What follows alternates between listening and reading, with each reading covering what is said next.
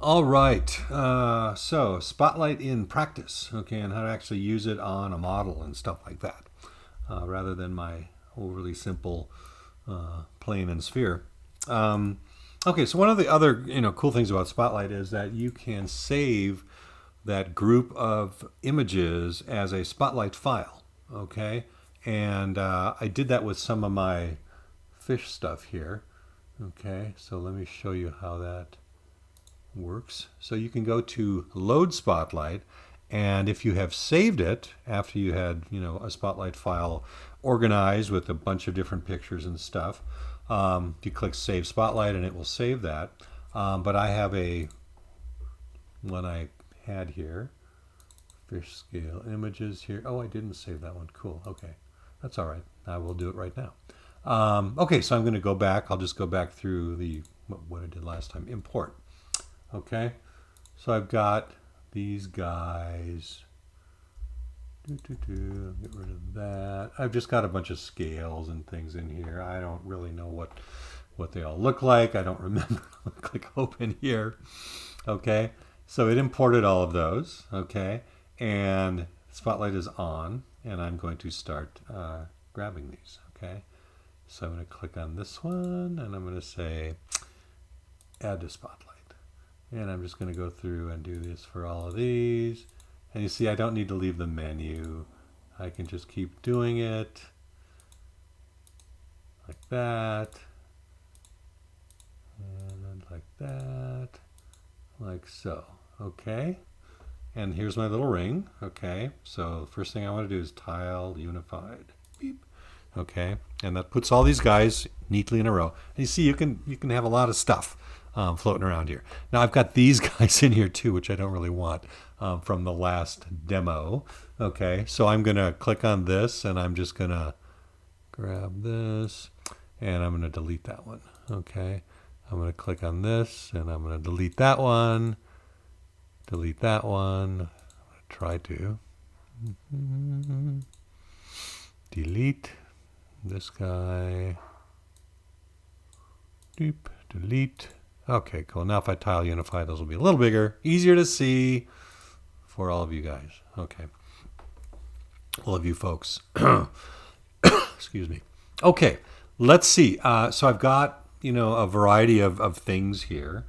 Okay, and one thing to be aware of is that you can use masking with Spotlight, okay, which means you can take certain areas here, mask things off, and then apply stuff and not worry about affecting other areas. Okay, so for instance, if I wanted to mask, let's just do a little masking here. I'm just going to mask this off a bit like that. Okay, and then I'm going to invert the mask by control clicking out here. So I've got just this little fin showing. And turn my ring back on so I can see what's here. And let's say I just wanted to apply some of this detail to this fin. Okay, again, I'll just move that over here. I will size that up a bit like that. Okay, and just position it over that fin, and try and grab that detail where I want it to be, like so. Oh, I don't know if I mentioned this before. I know I mentioned it before, but I'll just bring it up again. When you have a mask like this, you can. I'm going to turn the spotlight off. You can control click on the mask area itself to blur it. Okay, you can control option click or control alt click to sharpen it. Okay, and I suggest you do that when you use some of these masks because it's going to make the transition into another shape or a change of direction more relevant. Okay, and not more relevant, Jay, less noticeable. There you go. Okay.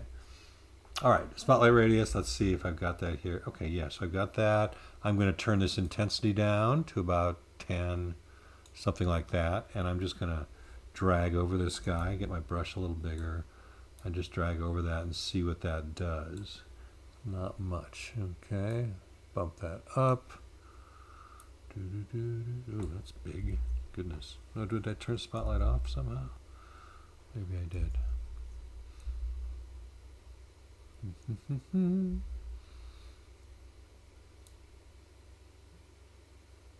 Oh, I know what I did. I turned that off in here. I was showing you guys how to fix things. That's what I did. I turned that off and it's now off and I didn't turn it back on. All right, I'm going to try this again. I'll move this down. See, it's really good for me to screw up. There we go. Okay. All right.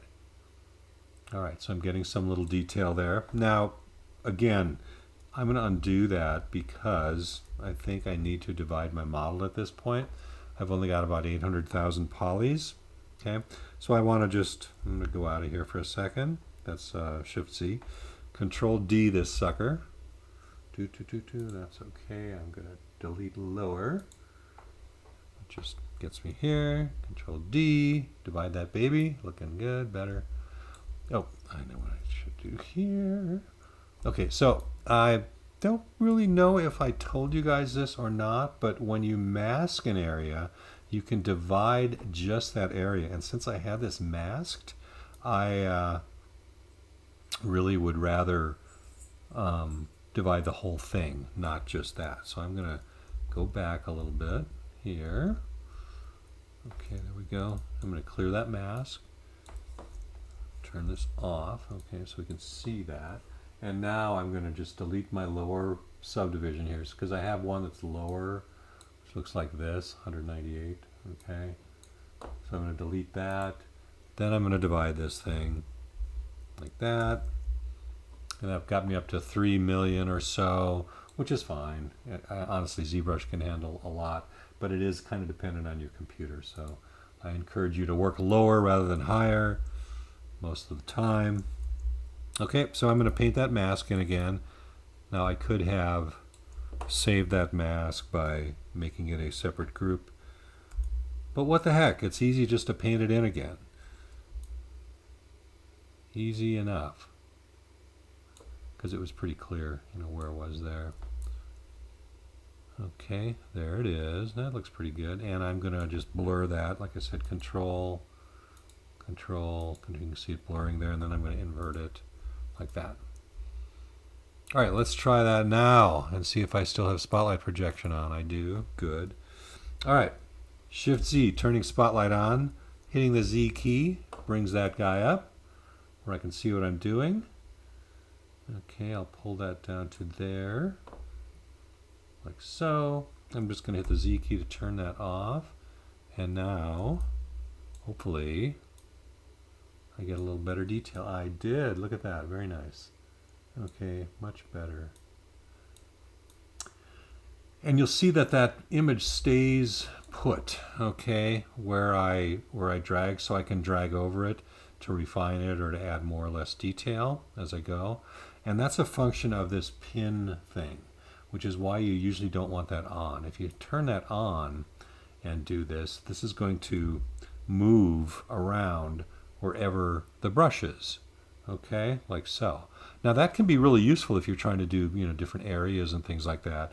But when you are not sure what you're going to get, it's a great idea to just turn that off, the pin function, okay? Okay, cool. So I'm going to hit Z here and get out of that. Control W, and that just basically made this a new group, okay, the masked area that I had. So you can kind of see here, this is a little bit different color now than it was before, but only in polyframe mode. Okay, so a little texture there, good. And I'd probably want to do the same thing up top here. So let's paint something instead, or we can do both at once. Let's try one different one here. Let's go with just this weird green thing. Okay, that looks interesting. So I'm going to tile all these first. This green stuff looks kind of cool to me. I don't know. We'll see. Cool. So you don't always have to mask either. Okay. So if I take this up like that, and let's say I just want to paint some of this kind of on the lower part of him. Okay, I'm assuming it's a him, I'm not really sure. Okay, I just turn that off so I can kind of get below here a bit. Yeah, I'll just try that. Okay. No, I think I'll just do it from the side.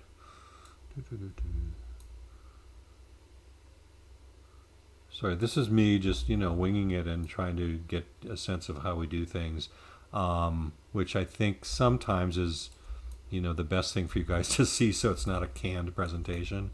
It's more real life, like this. Okay, Z back on, and again, I'll just kind of pull this over here. Yeah, that's fine. That's cool.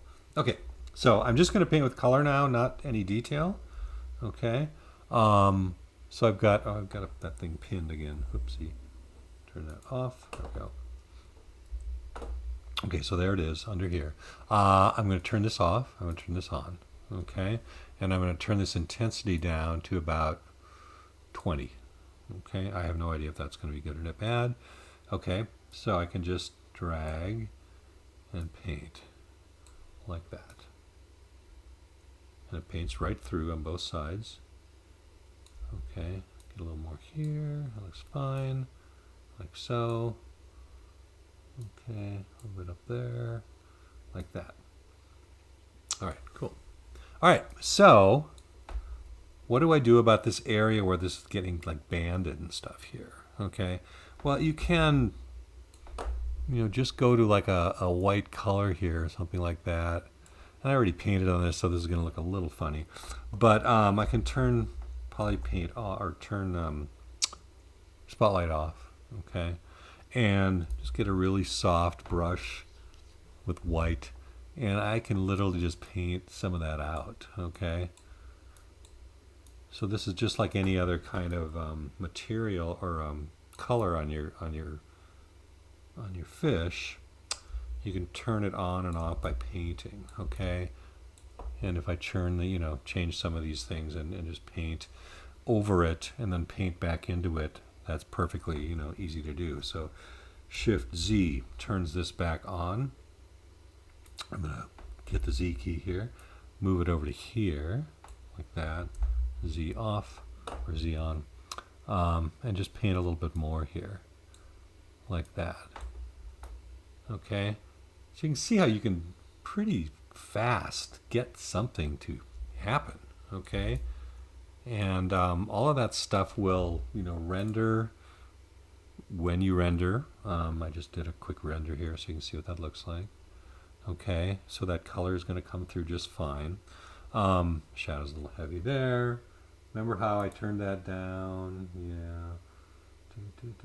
BPR settings, BPR shadows. I'm going to turn that to like 50 so it's not so intense. So you can see the color a little bit better. I just did another render. There we go. Okay, so you can see that a little bit more. Okay, and again, you can just start dealing with detail as well with this thing. So if I turn that off, turn that on, I could just paint some of that as detail in here rather than as color. And you can do them both at the same time as well. I kind of urge you not to do that because sometimes the one can get ahead of the other, and you'll find out it's really too intense, and then the color is not intense enough, and things like that. Okay, so there we go with that. I'm going to turn this off for a second and just smooth that out a little bit, and you'll see when you paint something like that, and this is kind of cool, when you use the smooth function by hitting shift, it's going to blur the color, okay, as well as the detail if you turn that off, okay? Okay, that doesn't even matter. It's going to blur it either way. But that's kind of nice because then you can layer things however you might want to do that. Put another layer of color on that. Turn that back on. Get this guy again. or maybe I want to put something else on there, like a little bit of this blue one over the top of that. So again, this is really kind of fun when you get into it, because you can just kind of have a good time noodling around and painting this stuff and just kind of see what happens. It's really kind of fun. I think it is, at least. Okay, I'll turn this off. RGB intensity is there. Oops. Knock that even further down. There we go. So that looking kind of interesting. Maybe I want some of that up here. Oops. Get this guy selected here. So you see, when you select or deselect these guys, it will move or not move all of them. Okay, so just to move the one you've got, you want to have that guy selected. Okay, so and yeah, you are not limited by where the model is either. It doesn't have to be sideways. I just find that's a little easier for me. So let's see what happens if I paint some of this blue from the top. You can see how the color smears a little bit as it hits the edges going down. So I'm just going to turn this like this, move it along here, let's move this out of the way, and maybe just make that thing even bigger. Okay, and I've got that on. I'm going to hit Z to turn that off, and then just kind of paint. Whoops. You have to hit the object, otherwise it'll just rotate. Okay, so I'm just kind of painting the top of this with this particular image.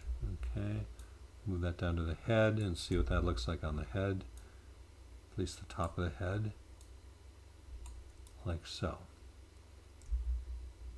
All right. Oh, I was actually underneath it, wasn't I? Yeah, okay. Let's go to the top here. There we go. Let's rotate that this way.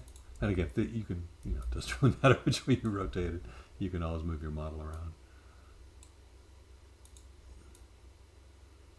Let's try this. Hit Z. Paint some of that right up top there. That's kind of cool. Like that. Maybe now I'll add a little detail with the same. See, because it isn't pinned, it's just sitting there, so I can throw some detail right on top of that, and it's going to line up perfectly with my image. Move this over to the rear here a bit. And let's see, I'm on just color at this point. Again, color, color, color. Z add. Drag, drag, drag.